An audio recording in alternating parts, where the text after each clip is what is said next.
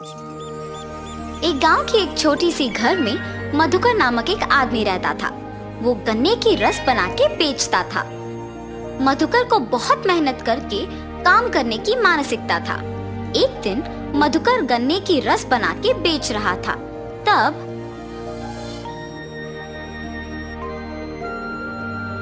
मधुकर, तुम गन्ने की रस बहुत अच्छा बनाते हो। हाँ मधुकर, तुम्हारे हाथों में जादू है। ऐसे गन्ने की रस पीते मधुकर की प्रशंसा करते थे लोग। मुझे आलसी ना होके मेरे गन्ने की रस के बारे में सबको पता चलने के लिए अच्छा और स्वादिष्ट रहने वाली गन्ने की रस बनाना होगा। ऐसे हर रोज वो और स्वादिष्ट गन्ने की रस बनाने का प्रयत्न करता था। वो दिन प्रतिदिन स्वादिष्ट और ताजा गन्ने की रस बनाने के कारण उस गांव में बहुत प्रसिद्ध था। एक दिन मधुकर देर रात तक दुकान में ही रह के और नए तरीके से गन्ने की रस बनाने का प्रयत्न कर रहा था। मुझे कल आज से बेहतर गन्ने का रस बना के बेचना होगा। ऐसे सोचकर दुकान में ही रह के गन्ने का रस बना रहा था। इतने में उस गांव में घूम रही एक देवता उस तरफ से गुजरते हुए प्यासी होने के कारण गन्ने की रस का दुकान को खुला देख सोचती है, लगता है वहाँ कोई गन्ने की रस का दुकान खुला है। कम से कम उससे मेरा प्यास बुझेगा। लेकिन मैं ऐसे नहीं जा सकती हूँ। ऐसे सोच के देवता एक आदमी की नकल में दुकान को जाती है। भाई साहब, मुझे बहुत प्यास लगी है, एक गिलास गन्ने का रस मिलेगा? जी भाई साहब, अभी मैं इनको अदरक और नींबू को मिला के बनाए हुए गन्ने की रस देता हूँ। अगर अच्छा है तो वो मुझे बोलेंगे और मैं कल से ही सबको बेच सकता हूँ। ऐसे सोचकर वो अदरक और नींबू मिला के गन्ने का रस बना के उस आदमी को देता है। वो आदमी रस स्वादिष्ट रहने पर एक और ग्लास मांगता है। अरे वाह, तुम गन्ने का रस बहुत अच्छा बनाते हो। अगर तुम हर रोज इसी वक्त पे अपना दुकान खुला रखते हो तो मैं आकर गन्ने का रस पी के चला जाऊंगा। मेरे पास पैसे नहीं हैं। ऐसे कहकर मधुकर को स्वादिष्ट गन्ने का रस बनाने के लिए एक बैग देकर चला जाता है। मधुकर उस बैग को जब खोल के देखता है तो उसमें सोने को देख खुश होता है। मुझे हर रोज इस समय तक दुकान को खुला रखना होगा, तभी मैं और पैसे कमा पाऊंगा। ऐसे हर दिन वो उस आदमी के आके रस पीने तक दुकान खुला रखता था। वो देवता एक आदमी के नकल में हर रोज आके रस पी के उसे एक सोने का बैग देके चली जाती थी। मधुकर हर सुबह ज्यादा मेहनत करके गन्ने का रस बना के उसे बेच के मिलने के पैसे से ज्यादा उसे शाम में उस आदमी के एक गिलास पीने से कमा रहा था। और इस वजह से वो दिन पूरा मेहनत करने के बजाय सिर्फ शाम में ही दुकान खोलने का फैसला लेता है। मुझे हर रोज सुबह गन्ने का रस बना के बेचने की जरूरत नहीं है। अब से सिर्फ उस आदमी के आने के समय पर दुकान खोल के स्वादिष्ट गन्ने का रस बना के उन्हें देना है बस। उनके दिए हुए सोने से मैं आराम से जी सकता हूँ। ऐसे सोचकर मधुकर उस आदमी के आने के समय पर ही दुकान खोलता था। ऐसे उनके दिए हुए सोने से खुशी खुशी जी रहा था। एक दिन मधुकर उसके दोस्त से मिलता है। क्या हुआ मधुकर, आजकल दुकान नहीं खोल रहे हो? कुछ नहीं, व्यापार अच्छा नहीं चल रहा, इसीलिए दुकान नहीं खोल रहा हूँ। मुझे अब से दुकान खोलने की कोई जरूरत नहीं है।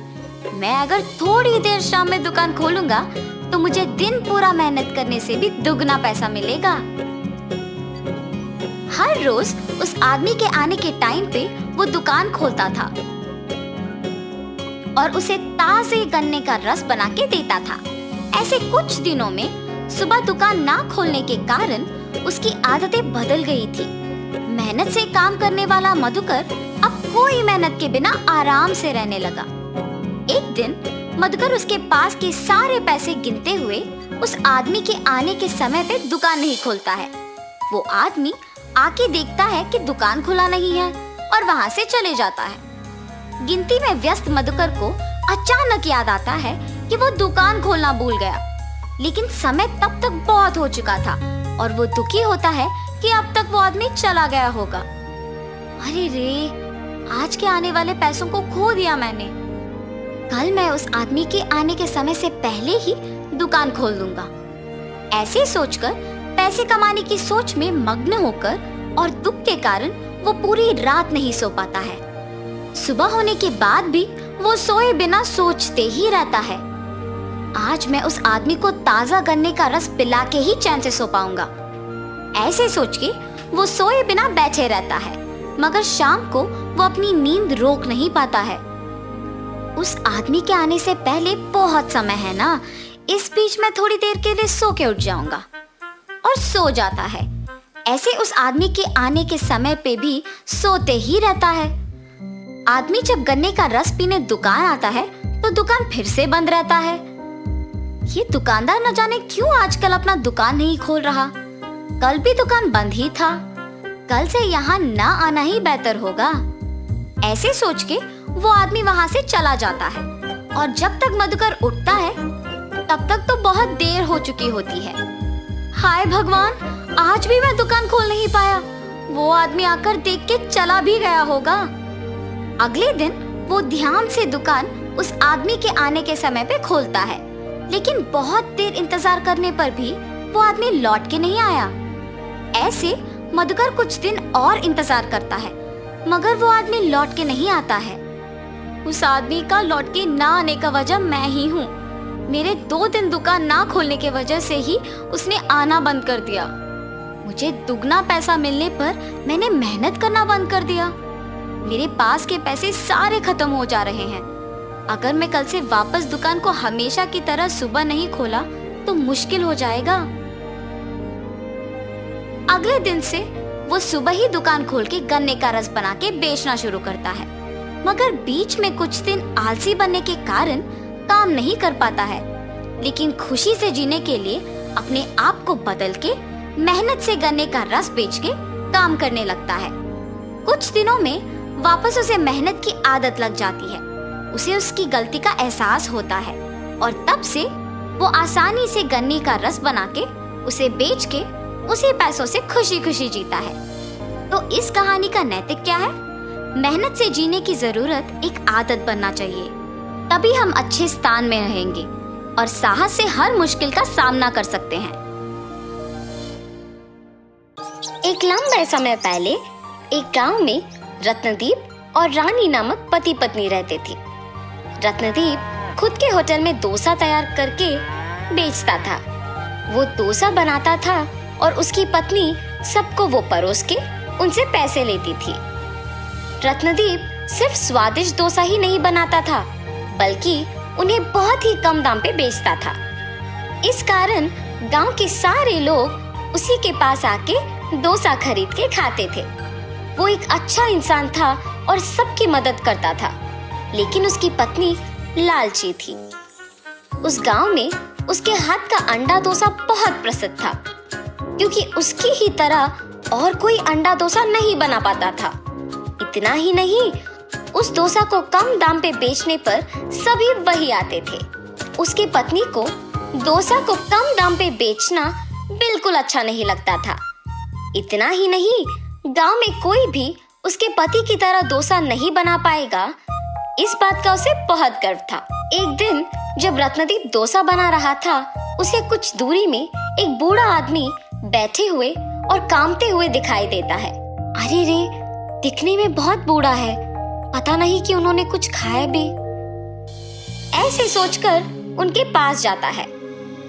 भाई साहब, आप यहाँ क्या कर रहे हो?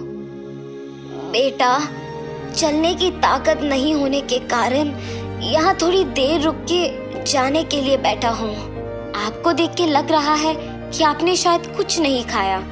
मेरे साथ आइए, बगल में ही मेरा होटल है, कुछ खा के जाइए।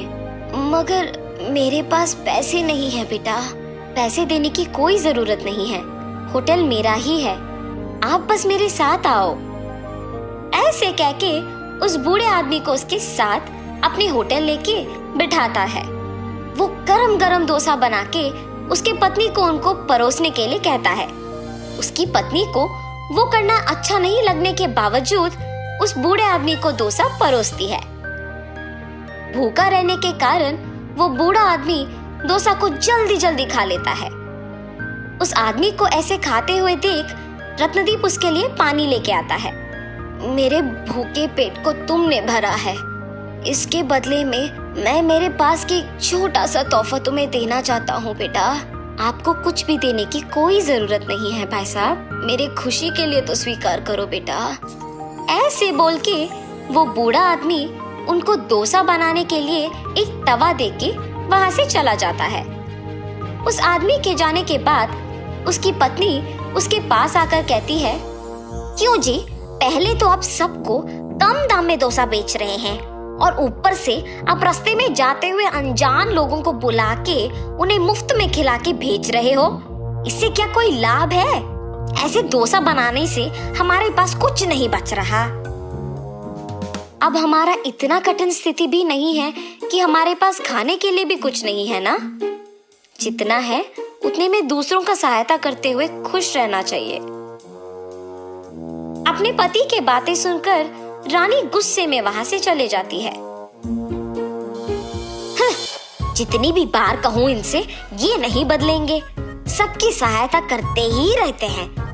अगर मैं उनको बताए बिना डोसा का दाम बढ़ाऊंगी तभी हमारे पास कुछ तो पैसे बचेंगे। ऐसे फैसला करके अपने पति को बताए बिना दाम बढ़ाती है। आम डोसा 15 रुपए का और अंडा डोसा 25 रुपए का।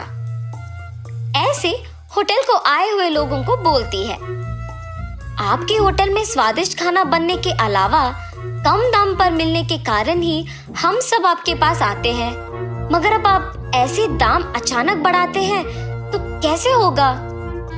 अरे आपको डोसा चाहिए तो खाइए, वरना नहीं। मेरे पति की तरह अगर कोई और इस गांव में स्वादिष्ट डोसा बनाता है तो उसी के पास जाके डोसा खाओ।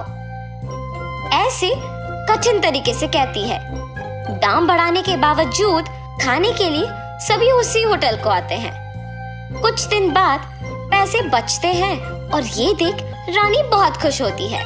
मेरे दाम बढ़ाने के बावजूद अगर लोग इसी होटल में खा रहे हैं तो इसका मतलब ये है कि मैं दाम और थोड़ा बढ़ा सकती हूँ। आज से अंडा डोसा 50 रुपए और आम डोसा 25 रुपए का है। ऐसे होटल को आए हुए सबको बोलती है, अरे आपके होटल के डोसा चाहे कितना भी स्वादिष्ट क्यों ना हो, ऐसे दाम बढ़ाते जाओगे तो लोग कैसे खरीद पाएंगे? अरे आपको अगर चाहिए तो इधर आके खाइए, वरना चले जाइए। ऐसे अभिमानी स्वभाव से कहने के कारण वो आदमी उसके सामने से ही दूसरे होटल को चला जाता है। उसको देख बाकी लोग भी चले जाते हैं। तब से सब उनके होटल को आना ही बंद कर देते हैं। रानी, क्या हुआ? कुछ दिनों से कोई भी होटल को नहीं आ रहा। हमारे जैसे और दूसरा कोई भी डोसा नहीं बना सकेगा, इसीलिए कभी ना कभी उन सबको लौट के आना ही पड़ेगा। मेरी पत्नी की लालच के बारे में तो मुझे पता ही है। या तो उसने होटल को आए हुए लोगों को कुछ कहा होगा, या फिर क्या मुझे बताए बिना उसने दाम बढ़ा दिया होगा। ऐसे सोच के कुछ नहीं कहता है और वहां से चला जाता है। ऐसे बहुत दिन बीतने के बाद सभी उसके होटल के बजाय उसके सामने के होटल को जाते हैं। मेरे लालची स्वभाव के वजह से ही मैंने दाम बहुत ज्यादा बढ़ा दिया और अभी सारे लोग हमारे होटल के बजाय सामने वाले होटल को जा रहे हैं। ऐसे सोचकर दुखी होती है। उसको ऐसे दुखी देख उसका पति उसके पास आकर पूछता है, कम से कम अब तो सच बोलो, लोग हमारे होटल क्यों नहीं आ रहे हैं? ऐसे पूछने पर रानी अपने पति को सब सच बता देती है। देखा तुमने, तुम्हारे लालच की वजह से हमें क्या भुगतना पड़ रहा है। कम से कम तुम्हारा स्वभाव अब बदलो और हमेशा की तरह वही दाम लगाओ, तभी हमारे पास सारे ग्राहक आ जाएंगे। आइंदा मैं ऐसे कभी नहीं करूंगी, अब सब आप ही की मर्जी। रत्नदीप अगले दिन से उसी दाम पे डोसा बना के बेचने लगता है। आम डोसा सिर्फ 10 रुपए का और अंडा डोसा सिर्फ 15 रुपए का। ऐसे जोर जोर से चिल्लाने पर उसके सारे ग्राहक सामने के होटल से उसके होटल वापस आ जाते हैं। ऐसे कुछ ही दिनों में वापस होटल भीड़ित रहने के कारण डोसा बनाने में देर लगता है। इसीलिए रत्नदीप फैसला करता है कि एक और तवा खरीदने की आवश्यकता है। अरे हाँ, उस बूढ़े आदमी का दिया हुआ तवा तो है ही। ऐसे सोच के अंदर जाके उस तवे को बाहर लेके आता है। उसमें एक डोसा बनाते ही वो एक डोसा बहुत सारा डोसा बन जाता है और ये देख वो आश्चर्यचकित रह जाता है। हाँ, ये क्या माया है? रानी, रानी, एक बार इधर आओ। हाँ जी, क्या हुआ? ये देखो तो सही। ऐसे उसके भी सामने उस तवे पे डोसा बनाता है और तुरंत वो कई डोसा बन जाना देख वो भी दंग रह जाती है। ये कौन सा जादू है जी? एक डोसा कई डोसा में बदल रही है। तुम्हें वो बूढ़ा आदमी याद है? उसी का दिया हुआ तवा है ये। और तुमने उस दिन उनको डोसा मुफ्त में देने के कारण गुस्सा किया था। ये सब आपकी सहायता करने की वजह से ही मुमकिन हुआ है जी। ऐसे उस दिन से अंडा डोसा को कम दाम पे बेच के बचे हुए डोसा को गरीब लोगों को मुफ्त में दे के पति पत्नी दोनों खुशी से जीने लगते हैं। एक बार की बात है, रामू नाम का एक लड़का रहता था। वह अपनी दादी के साथ रहता था।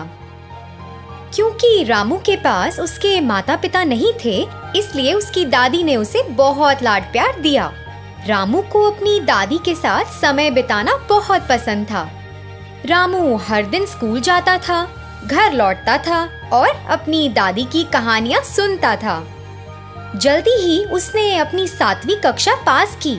आगे की पढ़ाई के लिए उनके गांव में कोई स्कूल नहीं था, इसलिए रामू घर पर वापस आ गया और अपनी दादी की दैनिक कामों में मदद करने लगा। जब वह घर के कामों में मदद कर रहा था, तब उसने अपनी दादी की मदद से चाय बनाना सीखा। रामू बहुत कुशल था और वह जो चाय बनाता था वह स्वाद में बहुत लजीज थी। हर बार जब वह अपनी चाय का स्वाद लेती थी, तो उसकी दादी उसकी तारीफ करती थी। रामू हमेशा मेहमानों और अपने दोस्तों को चाय परोसता था।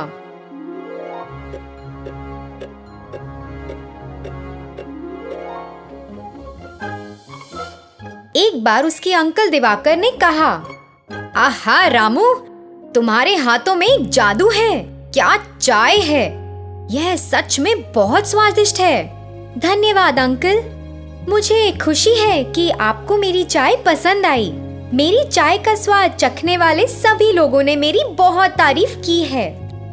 रामू, तुम बाजार में हमारे गांव के लोगों के लिए अपनी चाय क्यों नहीं बेचते? मुझे यकीन है कि तुम इससे कुछ पैसे कमा सकते हो। रामू ने उनका सुझाव लिया और गांव में बेचने के लिए चाय बनाई। सभी को चाय का स्वाद बहुत पसंद आने लगा और यह बात पूरे गांव में फैल गई।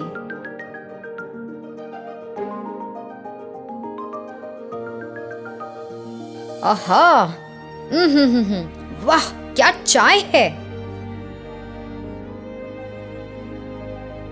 ग्राम प्रधान ने रामू के इस हुनर के बारे में सुना और उन्होंने रामू को मिलने के लिए कहा। रामू, तुम्हारे हाथों में एक जादू है। तुम्हारी चाय कमाल की है। जी शुक्रिया, मुझे बहुत खुशी है कि आपको मेरी चाय पसंद आई। रामू, अपने भविष्य के बारे में सोचो। अब तुम बच्चे नहीं हो। अब जब तुमने चाय बनाने में महारत हासिल कर ली है, तो तुम शहर में अपनी चाय बनाने क्यों नहीं जाते? शहर के लोगों को भी अपनी चाय का स्वाद लेने दो और मुझे यकीन है कि शहर के लोग तुम्हारी चाय को बहुत पसंद करेंगे और तुम इससे अच्छा पैसा कमा सकते हो। रामू ने प्रधान के शब्दों के बारे में सोचा और उसे लगा कि यह करना सही है। मैं आपसे सहमत हूँ। आप पूरी तरह ठीक हो, लेकिन मुझे नहीं लगता कि मैं तुरंत शहर जा सकता हूँ। अरे रामू बेटा, तुम तुम इसकी चिंता ना करो, मैं अभी के लिए खर्चा संभाल लूंगा। पैसे ले लो और तुरंत शहर जाओ। रामू गांव के मुखिया से सहमत हो गया, अपने पैसे लेकर शहर चला गया।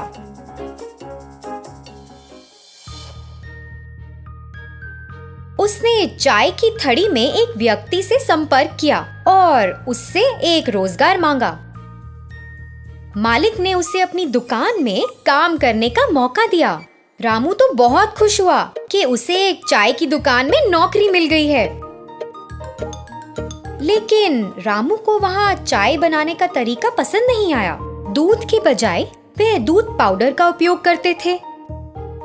एक अच्छी गुणवत्ता वाली चाय पत्ती के बजाय वे सस्ती चाय की पत्तियों का उपयोग करते थे और कुल्हड़ के बजाय वे प्लास्टिक के कप का उपयोग करते थे। इतना ही नहीं, वे एक विशेष चाय बेचने का दावा करते थे। रामू इसे देखकर एक पल भी वहाँ नहीं रुकना चाहता था और अपने गांव वापस जाना चाहता था। उस घटना के बाद रामू चाय की दुकान के मालिक को देखने गया। सर, मैं यहाँ काम नहीं कर सकता, मैं ये नौकरी छोड़ना चाहता हूँ। क्या तुम्हें तो यहाँ एक भी दिन नहीं हुआ और तुम छोड़ना चाहते हो? कम से कम मुझे कारण तो बताओ कि तुम क्यों छोड़ना चाहते हो। मुझे यह चाय बनाने का तरीका पसंद नहीं है। चाय बनाने के लिए आप जिस दूध का इस्तेमाल करते हैं वह मिलावट है। अच्छा, फिर चाय कैसे बनाई जाती है? हमारे पास रोजाना 20 नियमित ग्राहक आते हैं। क्या वे हमारे चाय के स्वाद को पसंद किए बिना ही रोज आते हैं? अगर हम असली दूध के साथ गुणवत्ता वाली चाय बनाते हैं तो सिर्फ 20 नियमित ग्राहक क्यों? मुझे यकीन है कि हम पूरे शहर को अपनी चाय की दुकान पर रोज पा सकते हैं। मेरे गांव में मेरे द्वारा बनाई गई चाय का स्वाद सभी को पसंद है। ओह, सच में? क्या इतनी कमाल है? ठीक है, फिर आइए देखें आप चाय कैसे बनाते हैं।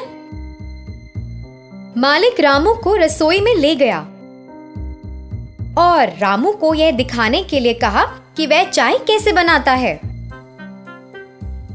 फिर रामू ने चाय बनाने की प्रक्रिया शुरू की। उसने शुद्ध दूध, अच्छी गुणवत्ता वाली चाय की पत्ती, शुद्ध चीनी और प्लास्टिक के कप की बजाय मिट्टी के बने कुल्हड़ का इस्तेमाल किया, जिसने चाय को शानदार स्वाद दिया। चाय बनाने की पूरी प्रक्रिया देखने में शानदार थी। मालिक और अन्य लोग जो इस प्रक्रिया को देख रहे थे वे हैरान थे और रामू की चाय बनाने की प्रक्रिया को देखते रहे। उसने चाय तैयार की और वहाँ के लोगों को परोसा। अरे वाह रामू, मैं तुम्हें गलत समझता रहा। मुझे सही में स्वाद बहुत पसंद आया। वास्तव में प्रक्रिया बहुत बढ़िया है। अब से हम तुम्हारे नुस्खे के अनुसार चाय बनाएंगे। हम अब पुराने नुस्खे का उपयोग नहीं करेंगे। तब से मालिक ने चाय बनाने के लिए रामू के तरीके का इस्तेमाल किया। लोग चाय की दुकान पर रोज जाने लगे। चाय का स्वाद लेने के लिए अपनी बारी का इंतजार करते थे और दुकान में खड़े होने की भी जगह नहीं थी। पहले से भी अधिक मुनाफा किया। रामू को एक अच्छा नाम मिला, उसके कौशल को पहचाना गया और लोगों ने उसके हाथों में जादू और उसकी चाय के दिव्य स्वाद के लिए उसकी सराहना की। रामू को शहर में एक अच्छा नाम मिला और वह अपने गांव लौट आया। उसकी दादी को उस पर बहुत गर्व था और वे दोनों गांव के मुखिया को देखने गए और उनका आशीर्वाद लेने गए। रामू ने मुखिया से लिया पैसा वापस कर दिया। मुखिया को रामू पर बहुत गर्व था और उसकी कड़ी मेहनत के लिए उसकी सराहना की। रामू को ग्रामीणों के सामने सम्मानित किया गया और जमींदार ने उसकी सफलता की कहानी सभी ग्रामीणों को सुनाई। रामू ने गांव के कई युवा बेरोजगारों को प्रेरित किया। सभी ने रामू से प्रेरित होकर अपने लक्ष्य के प्रति मेहनत करना शुरू किया। किसी ने भी गांव में गरीबी या बेरोजगारी नहीं देखी।